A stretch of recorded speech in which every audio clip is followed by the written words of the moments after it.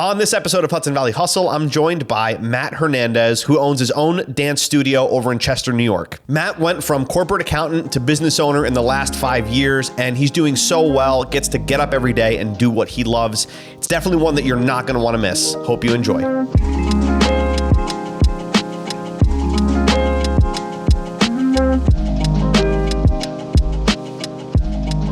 Salsa dancing's got to be crazy physical, right? Crazy physical. It is, people underestimate physical and mental. You know, I think the big gym guys that come in, they're like, oh, this is going to be a piece of cake. And they're like, it has them moving in a completely different way. And also the mental piece. People don't realize how much thought goes into it. It's a lot of counting and understanding the mechanics and the system behind it. It's not just like willy-nilly spins, even though it kind of looks like that, which is hopefully what we try to make it look like, effortless. There's tons of thought that goes on, you know, behind the scenes that I think people don't realize until they take their first class and they're like, oh, there's a lot of counting and you're thinking on in your head. And I'm like, it's completely on the fly and you don't know what's going to happen. That's the beauty of social dancing, which is what I teach. Social dancing? Social dancing. What is social dancing? So social dancing, if you think, I'll answer that question if I take a step back for a second. If you watch a show or a movie or a musical and you see dancers doing whatever they're doing on stage, that is a choreographed piece of art. Every dancer knows exactly on this number, we're going to put our hand here. On this drop in the music, we're going to add a spin or a dip. It's choreography. It's memorized, just like an actor memorizes their script.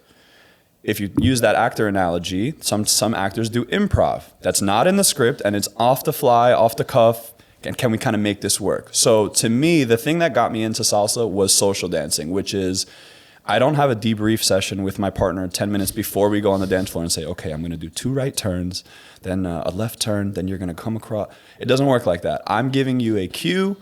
The lady instantly recognizes the cue, learns how to respond, and then I go into my next cue. And the whole thing is basically like me dropping breadcrumbs for my partner to be able to pick up. And it's like a giant puzzle. And to me, that was the beauty. I didn't want to always, sometimes you just want to dance at a bar. I don't want to have a whole choreographed routine, you know, to be lifting the girl in the sky. And so once you kind of learn as the lead what cue to give and the follower learns how to react to that cue, you create this dance that's different every time you step on the dance floor. It's not the same routine that we performed 10 years ago over and over. So that's social dancing. And to me, that's my favorite part of why I do what I do. That's impressive. That's impressive. As a guy who owns a dance studio, when somebody says to you, dude, I suck at dancing, I can never do this, what do you say to them? I say that's not true. I think you have either had the wrong teacher or the wrong training. I've had people who said, I have 2 left feet, I can't hear the beat. I've heard every excuse, I'm overweight, anything. And it's just bringing it down to the basics and breaking it down to a way that person understands, right? You've heard in school, you have auditory learners, visual learners. People pick up information differently. And I feel like my job as the teacher is to try to identify what student learns in what way. And I'll describe the same right turn 17 different ways for the 17 different types of learners that there are in the class. And I find that that's what helps people go, oh, okay, it's not a one-size-fits-all. I'm not going to try to say things one way, you don't get it, and then be like, oh, well, tough luck, find someone else. I'm going to say, okay, you a sports guy? Yeah, okay. So think of when you're shooting a free throw, right? And I'll come up with some analogy. My students always make fun of me. I go crazy with the analogies, but I feel like it drives the point home for whatever industry or whatever background you come from. Yeah, that's a good teacher. I think good teachers do that. 100%. They're able to kind of cater their craft to the person that's learning it because everybody learns in a different way. 100%. I just had a guy in class last week and he was just rushing through everything. And I paused the music and I was like, John, or whatever his name was. I was like, John, do you play basketball? And he goes, yeah. I go, how would it look if I lined up for a free throw, the ref handed me the ball and I chucked it up? He'd be like, well, you should have set your feet, you should have dribbled, you should have gotten ready. And I go, that's exactly my point. You want to just go into this turn, and there's nothing wrong with that. But if you set your feet, if you're thinking about, okay, well, I'm ready, okay, exhale, give a couple breaths, and then go for the move, the chances of you executing that move are going to be way better than just chucking up, Hail Mary. And he was like, oh, I get it. And by the end of the class, he was like, I get what you're saying. I just need to take my time. And it was just picking that analogy that kind of resonated with me. Yeah, that's good. No, that's really good. Do you get So like, I just remember this from like 90s sitcoms and stuff like that, where like the guy would like secretly learn how to dance for his girl. Do you get that? Does that happen? That's happened sometimes. I've had a lot of like husband and wives that will take lessons behind the other person's back to surprise them on their wedding night. Right, exactly, yeah. And I think it's a beautiful thing. That's cool. Listen, are you going to be a professional in 5 lessons? No, I'm not going to lie to any of my students and say you're going to be able to do what took me 16 years of training in 5 lessons. I'm not going to make that claim, but I think it's a very sweet thing. You know, my fiance is Polish, Russian, Jewish, completely different background, different demographic than myself. And when we got together, I was like, listen, you don't have to dance. It's not a requirement of mine to date me. She can dance if she wants to? She can dance if she wants to. I was like, it's not a requirement. I'm sorry. I'm so sorry. But I was like, for me, it's a huge part of my life. Like whoever I end up with has to be okay with that I'm dancing with women. I was going to ask you about that. 100%. Yeah. It's a very valid thing. And I've been in relationships in the past where they're like, what do you mean you're going to this salsa congress and dancing till 3 a.m. for 3 nights in a row with random women? And I get that. And if that doesn't work for you, then I'm not your person. And that's fine. My fiance is the best. And after maybe a year of being together and she saw me constantly dancing, teaching classes, she was like, I want to learn. And I was like, I've been waiting for this moment my whole life, and now she kills it. She's good? Yeah. She's been 3 years in. She knows a lot. Awesome. And she's the best. She helps me in the business, you know, on the back end stuff. But to me, it's something that we get to share together. And that's one of my favorite things about what I do. It's, you know, my mom got me into it. So I dance with my mom. Now I dance with my fiance. And I see that in my class. Parents will come with their kid, their son, their daughter, their husband, their grandchild. And it's a little outlet, right? Our lives are stressful enough. We have crazy, you know, bosses, a lot of us, or your kids are driving you crazy, or, you know, relationships, in-laws, whatever. And to me, it's an hour and 15 minutes a week that you can just kind of come, let go, try to learn a new skill, get some workout in, you know, get some cardio. I have a lot of people who maybe aren't the biggest on going to the gym. And they're like, if I can sweat for an hour and 15 minutes, you know, it's a win-win-win. So it's the family aspect that I love. It's like that social dancing aspect, the kind of cardio gym aspect. To me, it ticks all those boxes. That's fun, man. That's it's fun. Addicting after a while. Is it? Definitely. I don't know, man. I'm gonna just be like that guy and be like, it's not really for me. But I have a feeling like if I told my wife, I'm like, hey, we're gonna go take a salsa class, she'd be like, I'm in. Yeah, no, I don't think any woman would say no. We're not doing that. It's, even if I'm not saying it needs to be your full-time job and you need to come work for me after a week, but it's an outlet, right? I would love to take a pottery class with my fiance. I'm not a potter. I'm not quitting my job to do pottery anytime soon, but how cute would it be to have a little date night just for a few hours? We look what we made, even if it looks like crap. And, you know, we just had that experience together. And that's what I try to show my students. It's bigger than just the class that you're taking. It's this moment and these memories and the family. My students literally become family, and it's really a big community that we're creating, and that's one of the things that I'm the most proud of. People come in even before, like I'll be teaching one class while my next students for the next class are waiting, and I'll see them practicing, you know, in the waiting room or asking each other questions, or did you get this step from last week? Oh, can you show it to me? And to me, that's when my soul like lights on fire, when I'm not even in a class making someone pay attention. And, you know, I'll give someone a water break and they'll be like, okay, we have 2 minutes. Show me from last week. I missed this step. And I'm like, that's the coolest thing. Like, that's what it's about, creating this sense of community. That's awesome. I love that. That's 100%. Great. You're a lucky person in the fact that you get to go to work every day and do the thing that you enjoy the most. 100%. You know that cliche that everyone says, get a job you love and you never work a day in your life? I truly believe that I'm living that. I used to be an accountant in my past life, and I was fine at my job. My bosses liked me. I got a paycheck, but I got the Sunday scaries, you know, going back to work and, I have this meeting coming up. And just mentally, it wasn't a long-term fit for me. And I remember saying to my fiance, like, I don't know that I can do this for 40 more years, right? Like, am I physically capable of it? Sure.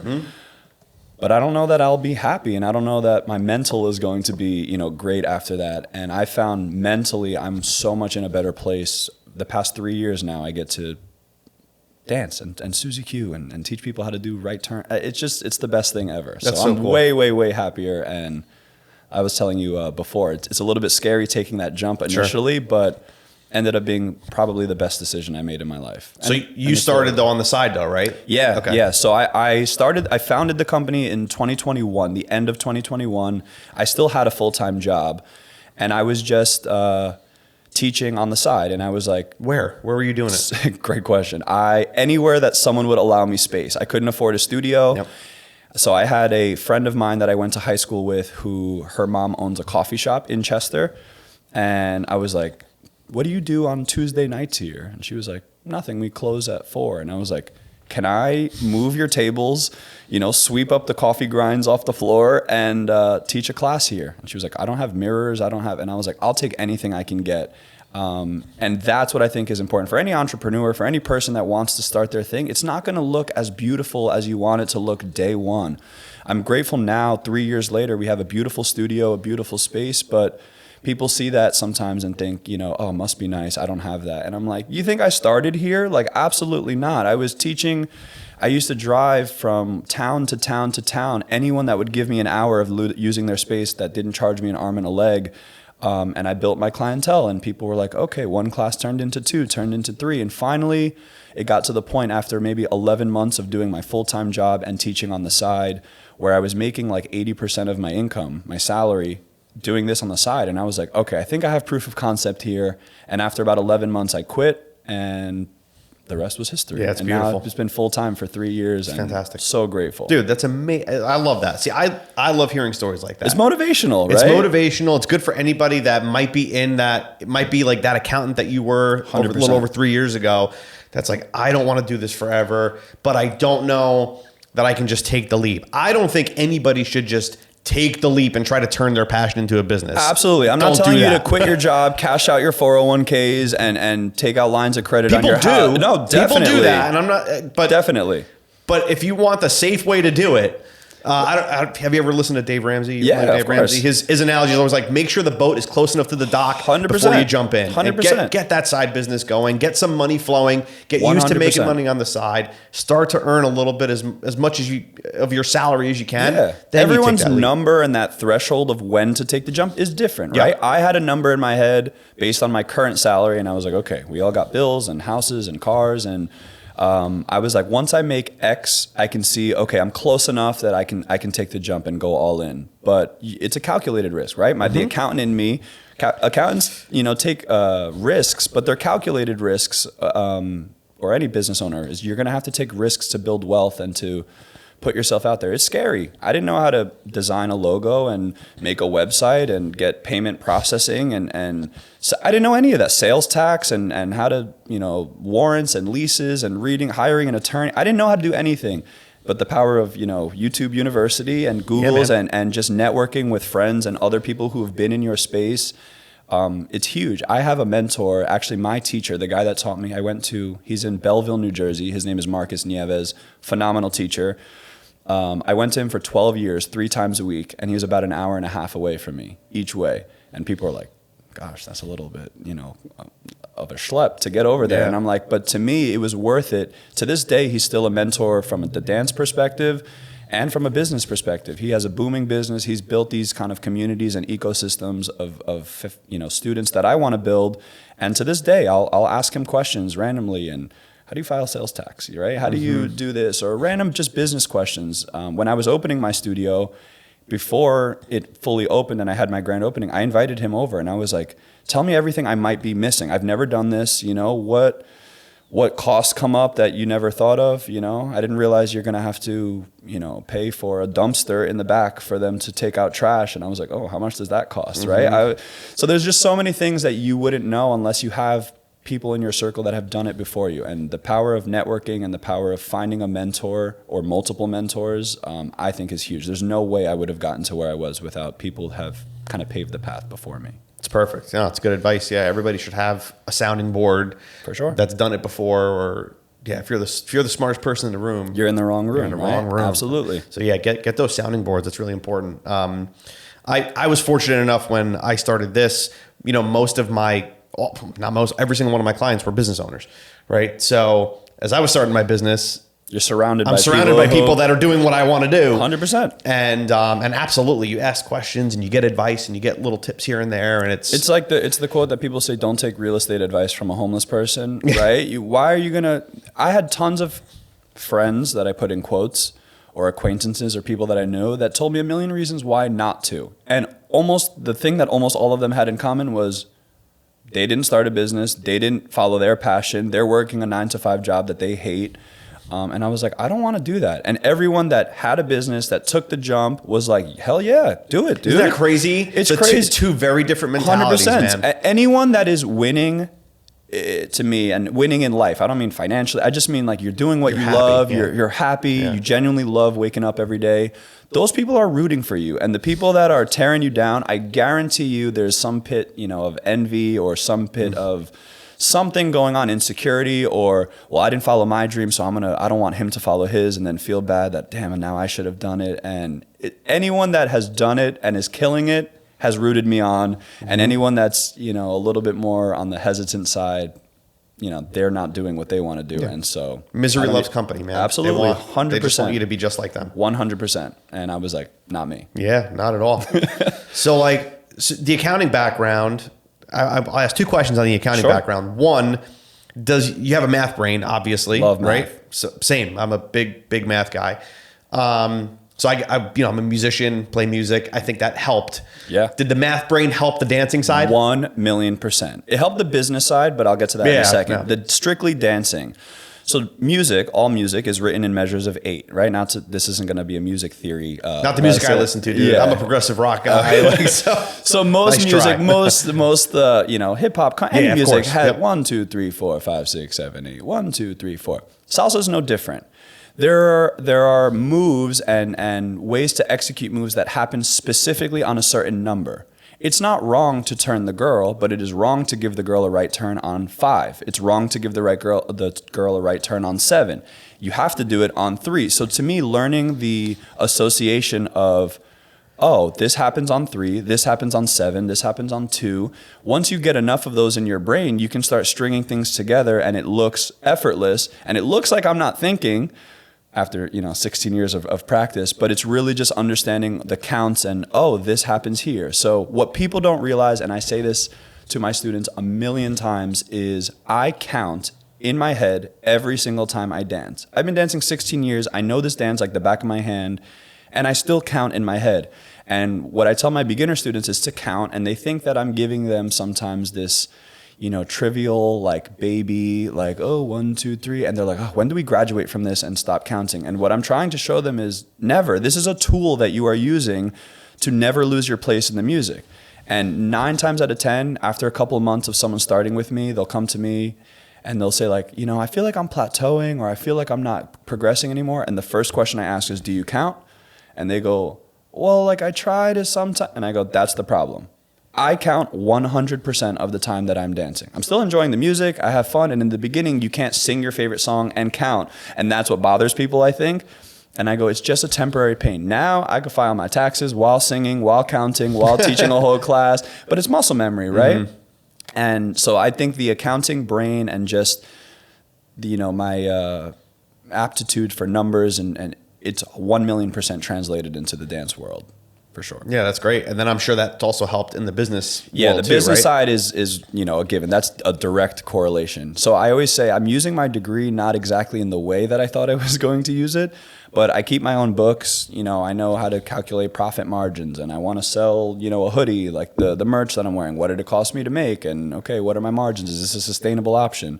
To go through all this work of making a hoodie to make $2 off of it isn't worth, so just books, back-end budgeting, all that stuff that I've learned in school, credits and debits, those words that I have PTSD from, I still use day to day. Just, again, I thought it was going to be me working for a company, and it happens to be working for myself, which ended up working out. No, that's great. But that's one of the things that I think people really don't realize or pay enough attention to when they're going to start their own thing. This comes up in almost every episode of these that I do.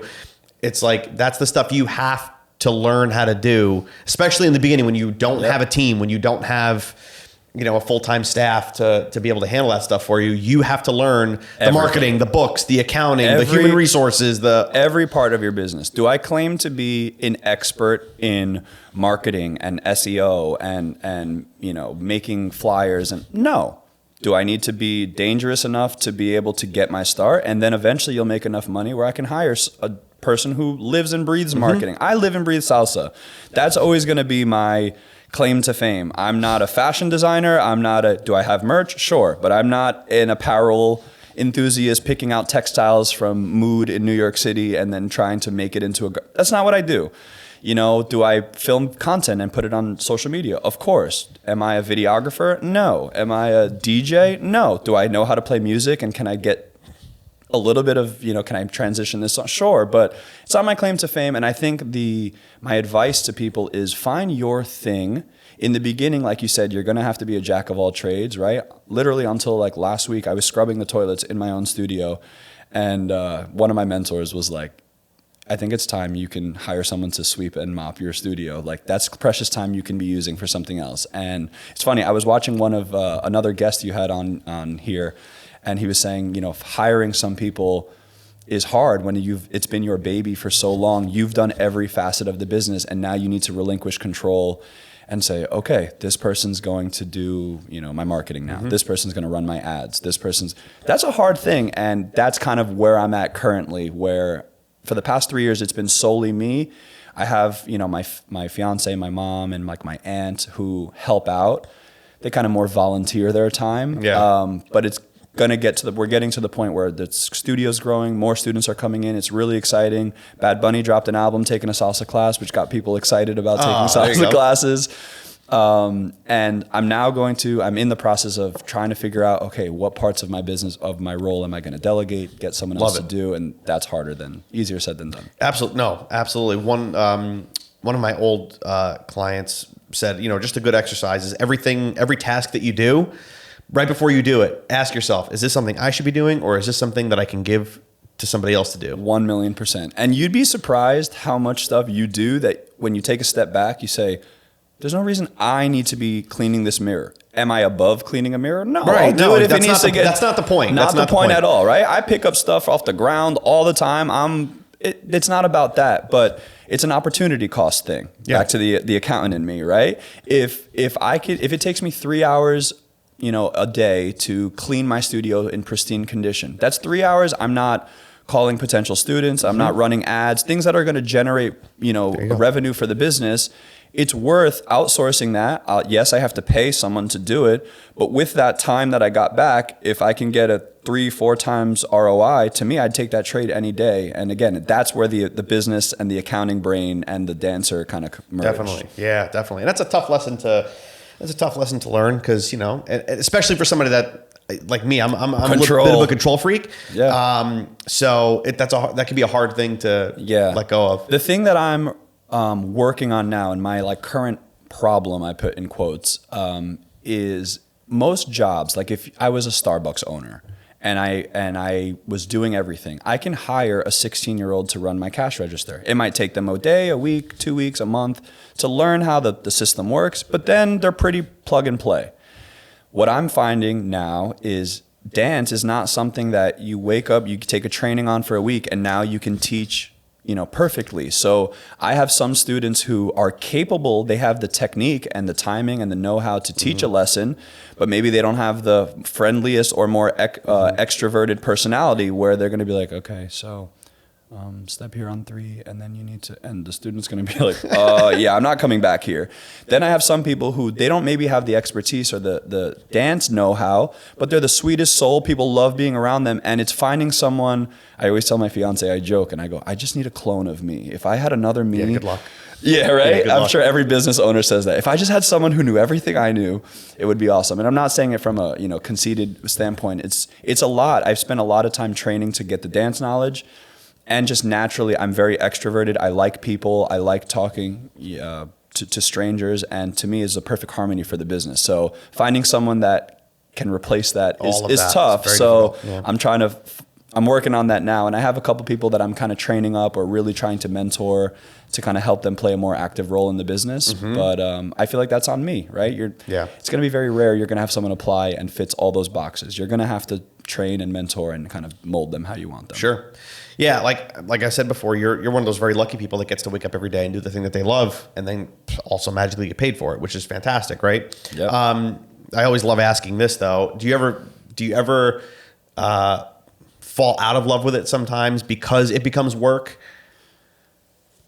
The dancing, no. Okay. Are there parts of my job that aren't the most glamorous? Of course. I think everyone has to do that, and that's just being an adult and saying, no one wants to calculate sales tax and submit it to the IRS. No one likes doing that. I don't like doing it. Nobody likes doing anything with the IRS. Yeah, right? So. But it's necessary. So the dance, which for me is 75% of what I do, never. It's what I've loved since I was 14. I just turned 30, and it will always be a passion of mine. And I think the thing that helps is I get new students, right? So it's very rewarding seeing someone who couldn't do a right turn, 3 years ago, and now I brought them on stage with me, and we've performed at this international congress or event, and seeing the stuff they do. And sometimes I'll keep old audition videos, or I'll keep old videos of students. And when I see a couple years down the line, they're really killing it, I go, I just want to show you something, and I'll show them this, and they go, holy cow, how much I've learned. And that to me reignites that fire. If there was ever that flame was dimming, I'm like, I see them get excited, and I'm like, that's the rewarding piece. Yeah. Seeing people grow and learn and realize they can do things. To your point earlier, I have 2 left feet. You know how many people that said I have 2 left feet or I can't hear the rhythm stuck with me for 2 years, and now they're like, Matt, I would have lived my whole life believing that I would have never done this. I have 2 left feet, and I go, it's work. I mean, don't get me wrong. It's not easy. It's like the gym. If you show up to the gym, but you don't lift a weight and then go home, nothing's going to happen. If you go to dance class and you just sit there and watch, or you're just like, you're not going to get it through osmosis, right? You need to put in the work. So I'm not minimizing how much effort students put in. But if you do, it's rewarding. It's like anything else. You start seeing a little muscle being put on. You're like, oh, okay, I'm going to go back. Yeah. Right? Oh, I see, my pants feel a little better. Yeah, my belly's going down. I'm going to go back in. And the same thing with dancing. And those are awesome too. Sometimes I won't be with students. They'll go out dancing as a group of friends or something, and they'll come to me the next day, and they'll be like, these random, 4 girls or 2 guys were like, you guys were awesome. And it was all 5 of us that go to the studio. And I'm like, it shows. People know, they may not know what they like about it as someone who doesn't dance, but they'll go, these guys are doing something a little different, right? These guys look a little crazy over here, and these guys look very refined and I go, it's working. It's paying off. That's the rewarding thing to hear. That's cool, man. 100%. No, that's great. So anybody can learn. Anybody can learn. I have students. I think my youngest student ever has been we have kids classes, so 6 is the youngest, and I have people in their 70s, great. 75, and they're happy as a clam, twirling their husband or wife around. And to me, again, that's a beautiful thing. There's a lot of industries that are specifically for adults or specifically for kids. And to me, dance is something that you can enjoy from the day you're born to, the day you pass away, or maybe the day before you pass away. Right. But all ages, all demographics. A lot of people too will ask me is it all Latin people? Is it Puerto Ricans? A lot of Dominicans? And I mean, I get those, but all backgrounds. There's people from all demographics, all backgrounds. And to me, that's what the beauty of salsa is. That's awesome. Yeah, that's great. How are you getting most of your new clientele? How are they finding out about you? Yeah, so the past 3 years was pretty much word of mouth and social media. Anything that was free, like I said, it doesn't look how you want. I would love to be able to hire a giant ad company and do all this stuff. But the first 3 years was word of mouth, referrals, and just organic social media posts that cost me $0. And in the past, literally maybe 6 months, I was like, okay, I think proof of concept's there. We have a little bit more, some cash flow to play with. And so recently I just started running ads for my classes. And my classes operate in 3-month cycles. So the idea being you would take a beginner class for 12 weeks. You'd kind of learn all the concepts in that class, and then you'd graduate to my advanced beginner class, which is kind of my middle of the road. You'd take that class for 12 weeks, you'd graduate to intermediate, and then you'd kind of live in that class. But what I tell people, it's like if you try to take a calculus class and you don't know how to add or subtract, you are going to struggle in that class. It's not that I don't want to show you calculus. It's you need to learn how to count and add and subtract and multiply and divide. And then cool, now we'll talk about long division. Then we'll talk about exponents. Then we'll talk about logarithms and whatever, all the math stuff. So it's the same. Sometimes I have a brand new beginner and they'll jump into my beginner class because they have this notion of, oh, I'm Puerto Rican and I grew up dancing. And I'm like, it's a very different structure than just what I call kitchen salsa, right? Just dancing with your grandmother with a spoon in your hand, eating food. There's a science to it. And so I find the people that start with me from beginners really learn their foundation, learn how to count very well. When I throw them in that calculus class, in my intermediate salsa class, they're like, oh, these are the same terminologies I learned over here. You're just leveling them up. Or it's the same step, you're just changing the hands. And those are the students that don't have an ego, that come in and just say, I don't care, I've been dancing forever, but I'm going to start at the beginner and move my way up. They get it a lot faster than people who try to skip those 6 months, because they'll see 3 months in beginner, 3 months in advanced beginner. I'm jumping to intermediate, and they think I saved 6 months. And I'm like, you're going to have a hard time in that class when I'm spewing out terminology that you've never heard of before. I'm like, the first time you've heard of a crossbody lead shouldn't be in an intermediate class. And this might be French to you guys, but no idea. You crossbody lead every morning. I do. Right? Actually, that's how I start my day. Wake up, crossbody lead. Sounds actually kind of fun. Yeah. But that's exactly my point. It's dancing, right? We're talking about dancing. We're still on salsa. Making sure. So that's what I say. I'm like, it's just the same terminology. We just kind of level it up, piece by piece. And yeah. That's great, man. It sounds fun. It is a lot of fun. It sounds fun. It sounds like a good exercise, good cardio. I'm gonna get you in there one of these days. Yeah, that would be. We get that sometimes where we do the shows, and they're like, you got to come down and you have to get what was it? It was a facial. Oh yeah. You got to get massages, that kind of stuff. Like you got to come down, you got to experience this, and it's networking. One thing that I think is interesting. I'm planning this. There's nothing set in stone yet, but I have a lot of either students or people on my team that have told me, listen, you've inspired me. You turned this hobby that most people don't do for a full-time living. I have a lot of friends that dance, but they're also bartenders or they're also waiters. And I have people that like, dude, you do this full-time, like that's amazing. And I go, you can too. It doesn't have to be salsa, but whatever your thing is.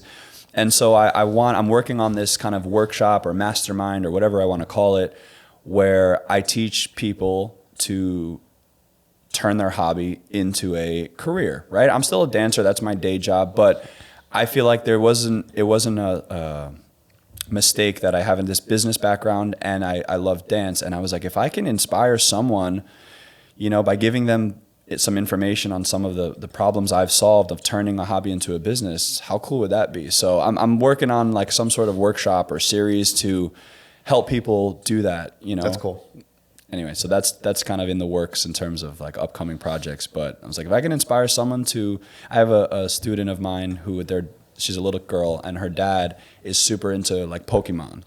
And he was like, yeah, but like, how can I, turn that into it's Pokemon? And I was like, well, now they can. I will go on YouTube right now. Look at this guy making $1 gajillion a month reviewing Pokemon cards that he opens. Look at this guy that's going to conventions and playing Pokemon Go and making a career out of it. I go, anything can be a career. You just can't have that limiting mindset and find a way to do it. So I have, students of mine who want to be an esthetician, but they're like, where do I start? Or I want to be a baker. She makes the most amazing food, but she's like, oh, sell it? No, I wouldn't. And I'm like, but why not? People would pay. I'd pay. I have paid you for your stuff. Absolutely. Yeah. And so I was like, I think there's a need for people who want to take the jump, but maybe just don't know where to start. Am I claiming to be Elon Musk or, Jeff Bezos? No.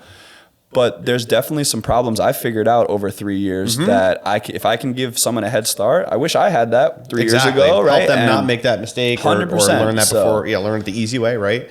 And I think that's one of the reasons why I started this show too, was not just to meet people and network and get free facials and get free facials and dance lessons. But no, it's also because there's a lot of people that are in that position that they love doing Pokemon, but they're like, there's no way I would ever be able to actually make money doing this. So I'm just going to keep it a hobby and stay miserable in my accounting job. And I was one of those people. I vividly remember, shout out to my mom. I vividly remember being in her living room and just being like, Ma, I want to quit this job. I'm tired of it, but I don't know what I would do. And she was like, you know what you want to do. And I was like, yeah, but realistically. And she was like, why isn't that not realistic? And I was like, what if I don't make enough to pay my rent? She goes, then you get a part-time job working at Lowe's.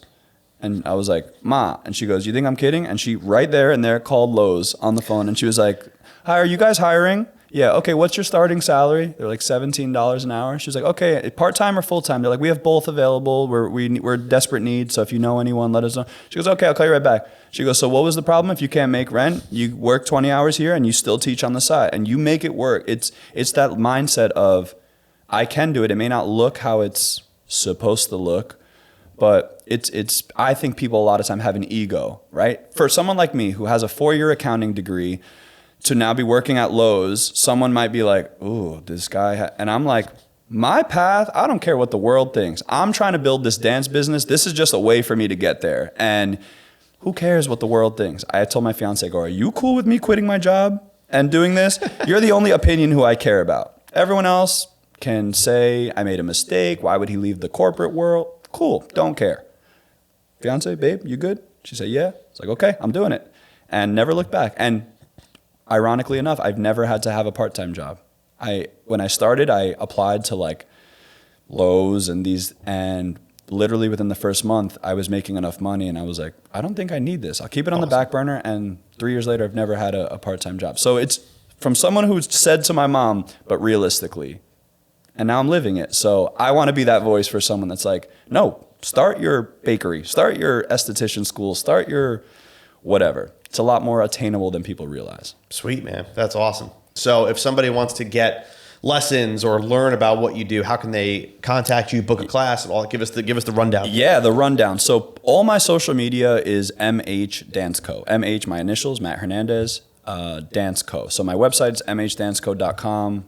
There you'll see my class schedule, what level you should take. You can book private lessons. I sell some merch like the hoodie and stuff that I'm wearing. My social media, Instagram, TikTok, YouTube, they're all MH Dance Co. You'll see this kind of logo on all my platforms.